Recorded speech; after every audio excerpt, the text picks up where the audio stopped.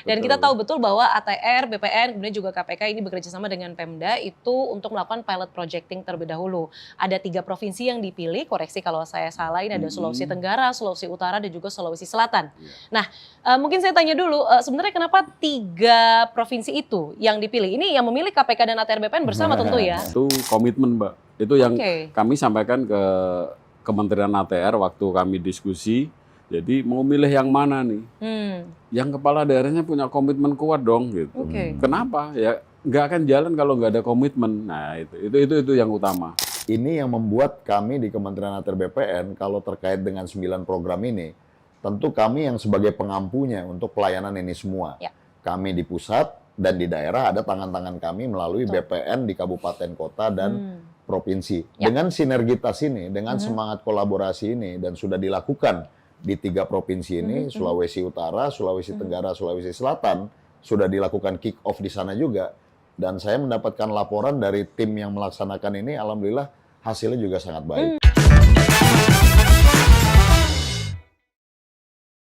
Kopi sudah ditambah, kursi pun juga sudah ditambah. Narasumber yang tadi saya janjikan sebelum jeda juga sudah hadir di atas panggung bersama kita semua. Saya sapa terlebih dahulu ada Gubernur Sulawesi Selatan, Pak Andi Sudirman Sulaiman. Selamat sore, pagi, siang, sore, Pak Andi. Pagi, siang, sore, Mbak Diana. Oke, sehat Pak. Jauh-jauh datang dari Sulawesi Selatan, kita berikan tepuk tangan, mungkin yang nonton juga boleh ya. Terima kasih Bapak sudah hadir memenuhi undangan teman-teman ATR BPN. Kemudian saya juga sapa langsung ada Pak Denny Mangala, Asisten Pemerintahan dan Kesejahteraan Rakyat dari Pemprov Sulut. Terima kasih Pak Denny sudah jauh-jauh datang kemari. Selamat siang Mbak Diana. Terima kasih, kita berikan tepuk tangan lagi juga. Oke, terima kasih ada Pak Andi dan juga Pak Denny. Di samping itu juga masih hadir bersama kita juga ada Pak Osi dan juga Pak Edi. Semoga belum ngantuk dan belum bosan karena sudah ada kopinya. Masih kuat. Aman. Saya yang nggak kuat kayaknya Pak kalau sudah coba. Oke, sebelum kita bahas yang secara lebih terperinci, teknis, sebelum tadi Pak Andi dan juga Pak Denny datang, ini kita sebenarnya sudah banyak bicarakan soal Pemda ini menjadi motor utama, menjadi eksekutor dari 9 program kerjasama ATR BPN dan juga KPK. Saya mau mungkin Pak Denny dan juga Pak Andi cerita terlebih dahulu soal bagaimana pemerintah daerah dilibatkan di sini. Mungkin dari segi kunjungan, bagaimana Pemda diajak bicara soal 9 praktik kerjasama ini. Mungkin dari Pak Denny dulu, boleh? Oh iya, baik. Yang pertama memang pada bulan Mei yang lalu, ya, atas inisiasi dari Kementerian ATR BPN dan KPK, nah, sudah dilaksanakan rakor di Sulawesi Utara. Sudah ada rakornya. Nah, rakor ini dihadiri oleh Bapak Gubernur, termasuk Bupati Wali Kota se-Sulawesi Utara hadir semua, Pak. Kemudian ada BPN juga hadir di sana. Nah, di sana itu sudah ditandatangani komitmen bersama dari semua kepala daerah, termasuk BPN, untuk implementasi 9 program ini. Dan ini sampai saat ini Bapak Gubernur terus memonitor implementasi di 15 kabupaten kota yang ada di Sulawesi Utara. Nah, ini tentu langkah yang sangat strategis yang diinisiasi oleh Kementerian ATR, BPN, dan KPK dalam rangka mewujudkan good governance. Dan ini tentu sebagai pemerintah daerah, baik provinsi maupun kabupaten kota, kita tentu sangat mendukung untuk implementasi 9 program ini. Oke, meskipun tugasnya artinya bertambah, tapi disambut baik karena itu tentu mewujudkan good governance tadi. Iya, karena untuk kebaikan bersama gitu. Oke, baik. Itu cerita dari Sulut. Kalau dari Sulut seperti apa, Pak Andi? Ya, terima kasih banyak Mbak Diana. Saya sampaikan bahwa kami tentu pertama mengucapkan terima kasih banyak kepada Kementerian ATR BPN dan juga KPK, Korsub, Pak Direktur yang senantiasa dan juga memilih Sulawesi Selatan sebagai salah satu piloting project untuk percepatan 9 program ini. Dan kita tentu menyambut baik karena selama ini tentang agraria itu, tentang pertanahan selalu terdengar masalah rumitnya, perselisihan. Jelimet gitu ya Pak Andi. Perselisihannya, kemudian masalah perizinannya yang rumit. Kita tidak dapat tuh isu-isu tentang bagaimana percepatan PAD, bagaimana percepatan investasi, kepastian hukum. Dengan ada program ini tentu ini sangat baik karena tentu dengan dipilihnya Sulawesi Selatan ini bukti bahwa Sulawesi Selatan ini sebagai salah satu wilayah yang memiliki komitmen dengan laksananya kemarin ada penentang bersama untuk kesepakatan bahwa kita komit untuk bagaimana mempercepat program ini. Oke, ini juga sebenarnya yang banyak ditanyakan oleh masyarakat. Tadi juga sempat dibahas ataupun disinggung sedikit ya sama Pak Edi dan juga Pak Ausi. Kalau misalnya 9 paket program ini pun berjalan dengan optimal dan maksimal, yang tentu itu kita harapkan begitu ya. Perubahan apa sih yang paling dirasakan masyarakat? Itu kan yang menjadi pertanyaan masyarakat. Mungkin Pak Andi boleh silakan Pak. Iya, saya ingin ceritakan sedikit bahwa tanah sekarang ini kebanyakan masih sertifikat global misalnya, atau belum berubah atau gimana, sehingga kita ini di satu sisi masyarakatnya untuk mempertahankan tanahnya kan bisa jadi sengketa perselisihan tanah. Kemudian di sisi lain pemerintah kami ini dapatnya bahwa kita susah nih, masih tercatat tanah-tanah itu sebagai target objek PAD yang bagus, tapi justru tidak tercatat dengan baik. Karena kepemilikan satu yang tadinya sekarang sudah berkembang pesat. Ada bahkan satu surat itu bisa sampai banyak orang yang miliki. Waduh. Dan tumpang tindih. Sehingga saling klaim, kemudian terjadilah sengketa di mana-mana. Dengan adanya ini digitalisasi, sudah integrasi dengan OSS, integrasi dengan MPP, integrasi dengan RT RW, kemudian bisa memetakan geospasial. Ini luar biasa. Karena dampak bagi masyarakat kemudahan perizinan, dapat sertifikat mereka, tapi tentu kita juga pemerintah bisa yang mana harus punya kewajiban apa. Dapat haknya, tapi kewajibannya juga tentu lebih mudah dan lebih pasti. Ada kepastian. Ya, penurunan konflik ya Pak. Itu juga paling penting. Itu yang paling penting di masyarakat sering terjadi. Iya benar-benar. Tentu kan karena kalau bicara soal konflik ataupun sengketa lahan itu urusannya panjang ya Pak. Kita tahu betul juga di masyarakat banyak juga yang menjadi berita seperti misalnya artis-artis juga banyak yang speak up, kemudian rakyat biasa juga banyak sekali deretan sengketa lahan yang ujungnya ya memang harus ada goodwill dari pemerintah dan juga pusat maupun daerah begitu ya untuk menyelesaikan hal itu, salah satunya lewat 9 paket program ini. Itu cerita dari Sulsel. Kalau di Sulut seperti apa sih Pak?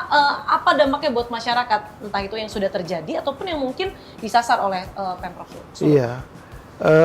Pertama bagi masyarakat, selama ini kan layanan untuk contohnya untuk pertanahan, layanan sertifikat. Nah ini minta maaf Pak Wamen masih banyak keluhan. Ini prosedurnya, kemudian ada pihak-pihak yang memanfaatkan itu, ya. Nah tetapi dengan 9 program ini, ya, kemudian mengintegrasikan dengan mall pelayanan publik, ini tentu akan memudahkan masyarakat untuk memperoleh layanan sertifikat misalnya. Mereka tidak perlu lagi misalnya menggunakan calo atau tunggu berlama-lama untuk memperoleh itu. Cukup lewat misalnya gadget dia bisa monitor itu sudah di mana, ya, kapan selesainya dia bisa monitor. Dan ini sangat memudahkan. Baru kemudian yang kedua tentu bagi pemerintah daerah, selama ini contohnya transaksi jual beli tanah. Nah, Pemda itu di transaksi jual beli tanah kan ada yang namanya BPHTB yang masuk ke PAD. Nah, banyak kasus terjadi transaksinya itu di atas harga tanah tapi yang dilaporkan di bawah. Nah, ini tentu kan merugikan daerah. Tapi dengan diintegrasikan antara nomor identifikasi bidang dan nomor objek pajak, ini akan memudahkan ini. Dan ini akan menutup celah-celah yang seperti tadi. Apalagi BPN sekarang kan sudah menetapkan zonasi nilai tanah. Jadi nggak bisa lagi main-main ini. Kita akan tahu ini, Pemda akan tahu, oh ini zonasi nilai tanah untuk wilayah ini sekian. Kok transaksinya jauh di bawah? Nah ini ada something wrong. Nah itu rugi kita. Nah ini sangat memudahkan. Kemudian yang ketiga tentu bagi investor, dengan diintegrasikannya antara OSS dan RDTR ini tentu akan memudahkan investor untuk nanti dia akan menanamkan investasi di daerah. Dia akan tahu, oh ini tanah ini clear and clean dia. Kemudian dia akan tahu, oh ini tanah ini zonasinya nilainya sekian. Anda bisa dipermainkan lagi. Ini program ini intinya sangat membantu bagi pemerintah, bagi investor, termasuk bagi masyarakat. menimbulkan rasa aman bagi masyarakat maupun juga investor. Iya. Karena itu penting sekali untuk menggerakkan roda ekonomi di daerah-daerah. Betul. Oke, tentu kan ini bukan hal yang mudah begitu, tapi ini bukan baru dilakukan. Tadi Pak Wamen juga menyampaikan, ini sebenarnya program sudah terus dilakukan, tapi 9 ini dikerucutkan untuk menjadi atensi di 3 provinsi pilihan tadi. Saya mau tanya dulu, kendalanya ketika komitmen itu dilakukan, ini menjadi atensi besar, ada tidak hambatan yang mungkin dilakukan ataupun dihadapi oleh teman-teman di daerah? Mungkin dari Pak Andi? Yang dihadapi biasa memang kita itu persoalan karena ini lintas sektor ya. Terkait misalnya penyelesaian lahan-lahan aset ataupun ada tentang agraria ya. Ini kita ini sudah ada solusi, salah satunya sini GTRA. Kami baru saja kemarin kita laksanakan hari Jumat kemarin, hari Kamis itu Rabu kita laksanakan GTRA, gugus tugas reforma agraria. Saya yang pimpin langsung, ada kejaksaan, kemudian ada kita undang juga dari Forkopimda, kepolisian dan Kodam bahkan kita libatkan, kemudian dari pertanahan hadir semua untuk membahas 2 area yang menjadi target yang sangat strategis dan menjadi aset yang tidak jelas kepemilikannya tapi tercatat di KIB kami, di aset kami. Terus ada juga yang menjadi dipakai pendapatan orang lain tapi tidak masuk ke kami penghasilannya. Dari gugus tugas GTRA itu menghasilkanlah rekomendasi-rekomendasi dan sudah ada solusi dari rekomendasi itu untuk ditindaklanjuti BPN. Dan Kakanta BPN Kota Makassar akhirnya sangat setuju dan ini sangat mudah lagi. Tinggal dikerucutkan, tinggal kita daftarkan kembali untuk KIB-nya, nomor asetnya, kemudian penguasaan fisik itu sudah cukup untuk kemudian diterbitkan hak pakainya. Ini salah satu program dari 9 itu ada GTRA, yang kemudian sebagai penyelesaian konflik dan ini kita sudah lakukan untuk 2 objek untuk tahun bulan ini ya. Dan ini kita terus akan melaksanakan per setiap minggu. Rencananya 1 minggu pertama untuk konsep kayak notulensi lah ya. Kemudian setelah itu baru rapat untuk rekomendasinya. Baru itu kita kirim. Nanti kita sasar lagi kayak seperti tanah-tanah yang luas konflik untuk lainnya, Pak. kayak seperti usaha-usaha yang besar ribuan hektar. Kita juga masukkan kadang-kadang tidak dipakai, terus terlantar sudah puluhan tahun nggak ada solusi, memiliki hak perdataan tapi sudah tidak lanjut. Nah inilah kita akan bawa ruang-ruang rapat-rapat GTRA sehingga itu sebuah pendapatan potensi investasi yang kuat. Kami sebagai provinsi ini sangat luar biasa kalau ini kita kemudian tindak lanjuti dan akan kembali ke negara. Iya, betul. Dan inilah sebenarnya ya Pak Wamen ya yang ditekankan bahwa optimalisasi GTRA itu bisa berjalan untuk mengkomunikasikan tadi ya. Tadi Pak Edi kan menyampaikan komunikasi ini adalah kunci. Satu waktu tapi kan suka jarang ngobrol gitu. Benar nggak tuh Pak Edi sama Pak Dedi? Benar ya? Nah, sehingga GTRA ini jadi suatu wadah begitu ya untuk penyelesaian konflik dan memaksimalkan tadi pendapatan dan potensi investasi tadi ya. Apalagi didampingi langsung dari Pak Wamen. Ya kita terus terang Mbak Diana senang dengar success story walaupun ini program awal tapi langsung seperti Gubernur Sulsel langsung memahami bagaimana GTRA ini sangat berpengaruh dan ternyata betul pada saat ini dilakukan bisa mencarikan solusi. Ya mungkin tidak semua akan bisa diselesaikan dengan cepat tapi paling tidak kita cari lagi prioritas mana yang ingin diselesaikan, forumkan lagi dengan GTRA sehingga semuanya punya kebebasan untuk berpendapat apa pandangan-pandangannya disimpulkan nanti dijalankan oleh yang hadir di situ. Jadi ini GTRA lalu integrasi NEB-NOP. Jadi saya pikir inilah semangat akselerasi yang ingin kita lakukan dan ingin kita capai dari program ini. Tadi kan baik dari Pak Denny dan juga Pak Andi menyampaikan ini penerimaan kita ataupun potensi investasinya itu cukup berdampak loh. Mungkin bisa digambarkan secara nyata mungkin Pak Denny terlebih dulu soal sebenarnya seberapa 9 program ini bisa menyederhanakan administrasi sehingga berdampak pada pendapatan daerah. Mungkin ada angkanya Pak, bertambah berapa atau mungkin potensi yang dilihat. Silakan Pak Denny. Iya, memang kalau menyebut angka kan kita masih hitung-hitungan. Tentu karena masih karena berjalan. Karena kan baru kita komitmen bersama di bulan Mei ya. Tapi sebelum itu tentu memang saya harus sampaikan setelah rakor itu kita kan potret di Sulawesi Utara untuk integrasi program yang tadi Pak Wamen sampaikan itu harus ada mall pelayanan publik. Nah kita di Sulut ada 9, jadi kita masih ada target 6 ke depan Pak Wamen. Dan Bapak Gubernur Bapak Majen TNI Purnawirawan Julius Silvanus itu mengendorse Bupati Wali Kota untuk secepatnya itu menyiapkan itu. Ya, supaya nanti juga ini kan akan memudahkan masyarakat. Nah, ke depan tentu setelah semua ini terwujud, kita harapkan itu PAD masing-masing daerah, baik kabupaten kota maupun provinsi, dia akan meningkat. Seberapa besar itu, ini masih dalam hitung-hitungan karena baru dimulai ini, gitu. Oke, baiklah. Mungkin saya beralih ke Pak Edi. Takutnya Pak Edi ngantuk nih, kebanyakan dirinya nih nanti ya. Serius Saya ini. mention dulu. Serius mendengarkan nih. Pak Edi mengawasi dan mengawasi. Porsinya ya. Oke, Pak Edi, ini kan sudah disampaikan 9 praktik kerjasama ini, kemudian praktik di lapangannya juga, alhamdulillah puji Tuhannya teman-teman di daerah di 3 provinsi ini sudah memahami, satu kepala, satu pikiran. Menurut Anda, setelah ini harus ada apa? Kan Anda di luar mengawasi begitu ya, harus ada percepatan seperti apa yang dilakukan supaya teman-teman di wilayah ini juga, tadi ada kendalanya beberapa begitu ya, yang sebenarnya harusnya bisa diselesaikan dengan komunikasi, yang harus dilakukan supaya semakin menambah pendapatan daerah dan lain sebagainya. Jadi kita bicara impact ya, atau mungkin bahasa ininya apa sih yang mendapatkan keuntungan seperti apa sih kan gitu kan ya. Terlebih yang ini udah ada yang berjalan, mungkin KPK teman-teman KPK sudah ada input tambahan begitu untuk teman-teman di daerah. Nah kalau kami melihatnya begini Mbak, tadi Pak Gubernur Pak Andi, Gubernur Sulsel sudah menyampaikan bahwa dengan GTRA udah langsung merasakan nih. Selesai itu masalah. Ternyata dirapatkan bersama yang mohon maaf selama ini mestinya tanpa program ini pun harusnya dari dulu sudah bisa dilaksanakan kan gitu ya. Nah tapi kalau kami melihatnya dari sudut pandang yang lain.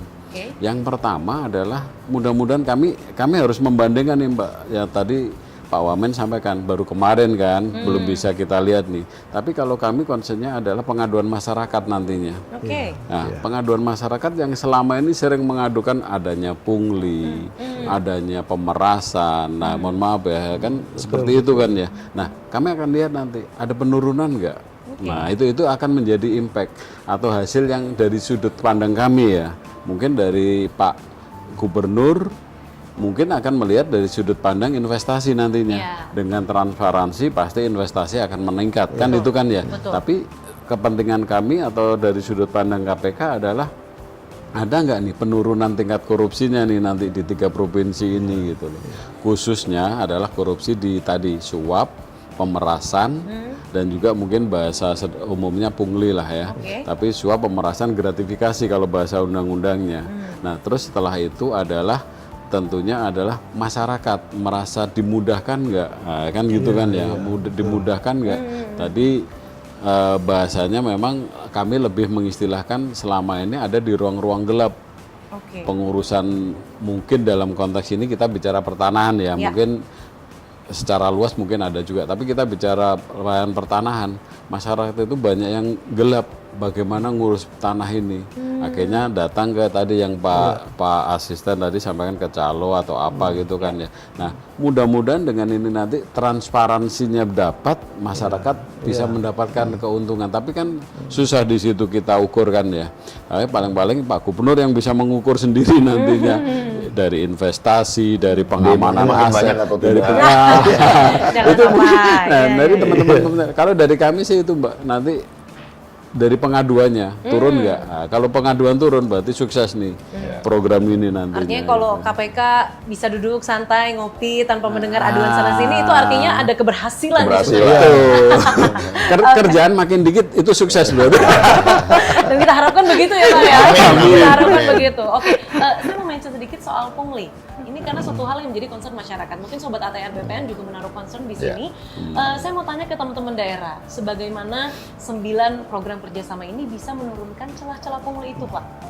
Ya, ini kan kalau sudah ada sistem digitalisasi, biasanya kita kan sudah bisa online.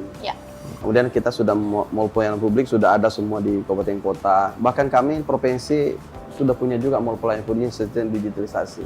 Sehingga kita bisa melihat di situ bahwa terjadi proses-proses yang secara digital, agak tidak lagi tatap muka, tidak lagi harus ketemu telepon dan sebagainya. Itu tinggal mengisi saja. Dan kemudian seperti ini akan terjadi percepatan. Misalnya OSS ini kita 7 hari langsung sendiri jalan. Setuju tidak setuju jalan dia. Jalan, Kalau ya. area yang tidak beresiko. Ada tingkatannya. Tentu ini akan membuat image pada masyarakat bahwa ini mudah.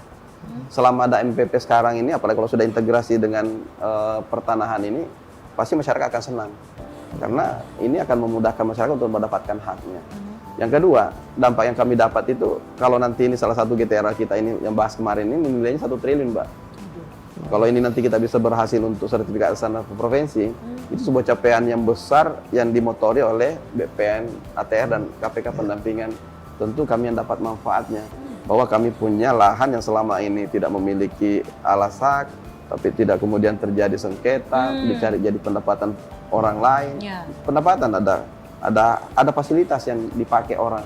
Sehingga ini nanti kalau jadi masuk pendapatan kita kan luar biasa. Belum lagi asetnya.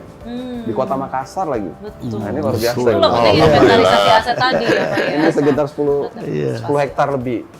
Buat lokasi. Good start. Good start ini. 1 triliun Nah, ya, ini Pak, GTRA ini kalau kita gedor terus di poin berapa ya, kalau tidak salah poin 7 ya. GTRA tadi. Nah, ini luar biasa, bisa optimalisasi kita. Oke, baik. Dan itu bisa menjadi investasi ataupun program-program Astacita. Kita punya lahan. Dan semua di wilayah Indonesia agak kesusahan lahan kan. Karena ada program-program sekolah rakyat, ada kampung nelayan, ada kemudian program-program KDMP dan sebagainya. Bapak Presiden mencanangkan, tentu kita akan menyambut dengan adanya ketersediaan daripada availability dari lahan. Ada sekolah Garuda, sekolah unggul, dan semuanya itu untuk daerah. Menarik sekali. Karena bagaimana sebuah langkah ataupun komitmen kecil itu bisa berdampak uangnya seabla-abla Pak, maksudnya 1 triliun untuk 1 sertifikat. 2 lokasi. 2 lokasi. Ini luar biasa, good start seperti yang Pak Wamen sampaikan. Kalau di Sulut Pak, tadi kan banyak mention soal mall pelayanan publik. Kemudian sebenarnya Pemprov pun juga sudah memetakan begitu ya. Ini stigma di masyarakat kalau ngurus sertifikat dan lain sebagainya itu pasti jelimet. Nah, hal-hal yang ada di 9 praktik program atau praktik kerjasama ini, bagaimana bisa pelan-pelan membantu menghapus stigma tersebut kalau di Sulut? Iya, jadi kan setelah ada komitmen bersama seluruh kepala daerah yang saya sampaikan tadi dengan dan semuanya BPN, pasti menyanggupi dong Pak. Iya. Ya, kalau nggak sanggup nanti kan, Pak Gubernur marah ya. Setelah itu kan langsung dipublish. Oke. Nah, dipublish itu masyarakat dia tahu, ternyata sini sudah ada layanan pertanahan itu yang online. Oke. Nah, dengan begitu kan stigma-stigma selama ini bahwa berbelit-belit, harus melalui calo, ini akan terhapuskan. Karena tidak ada lagi yang tadi Pak Gubernur sampaikan face to face untuk memperoleh pelayanan. Semua serba digital. Dan ini pasti akan didukung oleh semua masyarakat. Ini kan tugas kita adalah membangun public trust. Langkah strategis dari BPN, ATR sama KPK ini adalah upaya untuk mewujudkan public trust itu.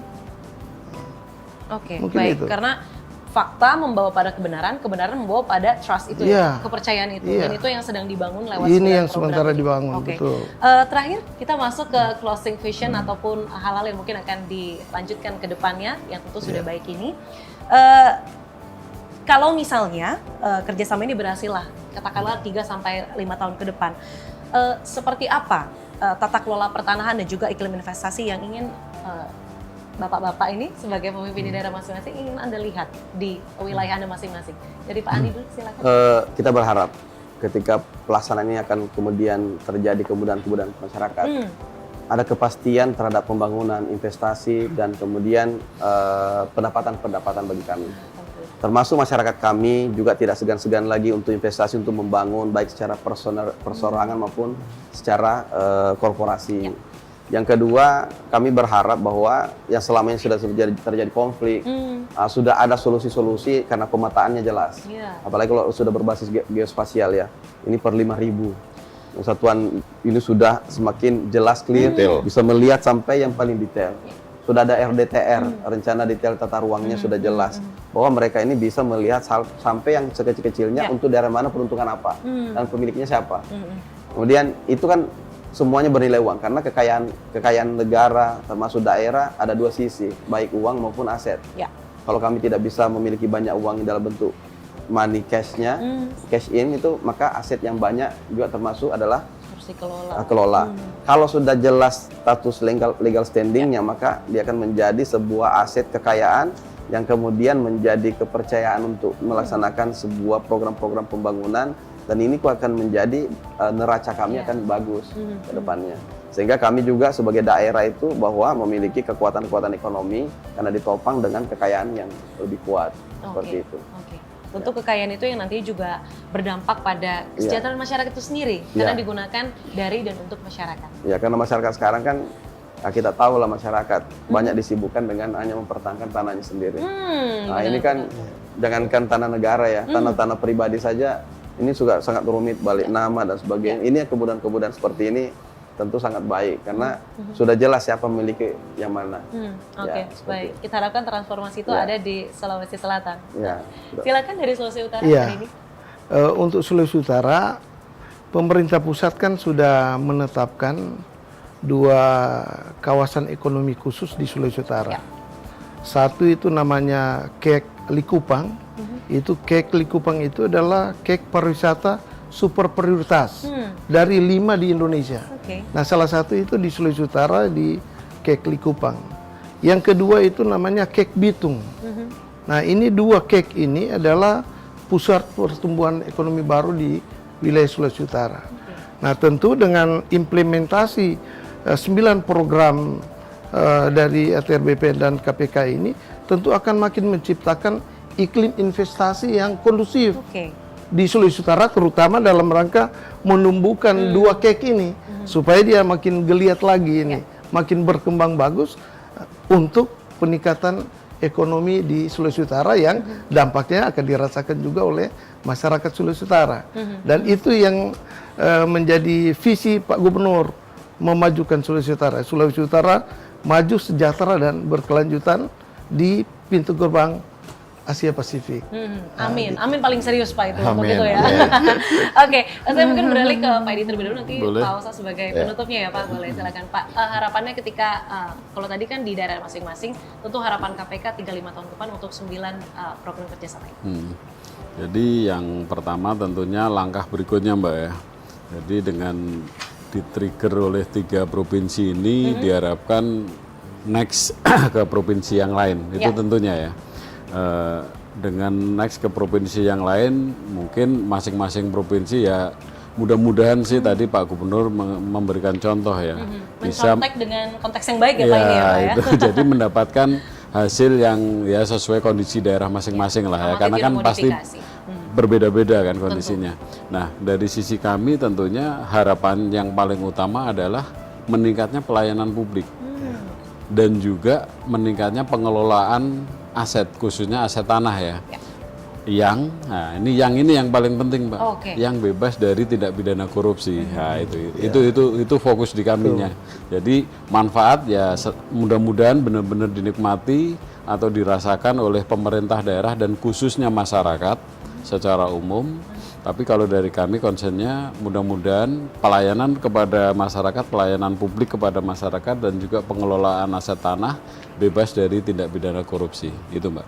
Oke, baik. Terima kasih Pak Deni. Sama-sama. Silakan Pak Osi. Baik Mbak Diana, terima kasih banyak. Jadi pertama yang ingin saya sampaikan adalah bahwa 9 program kerjasama kami dengan KPK dan juga seluruh pemerintah daerah ini tentu sejalan dengan apa yang menjadi harapan dari Bapak Presiden Prabowo Subianto untuk menghadirkan satu pemerintahan yang bersih, yang akuntabel, tapi juga memberikan kemudahan bagi masyarakat. Dan inilah kemudian kita bisa lihat beberapa dampak kecil yang sudah mulai dimunculkan.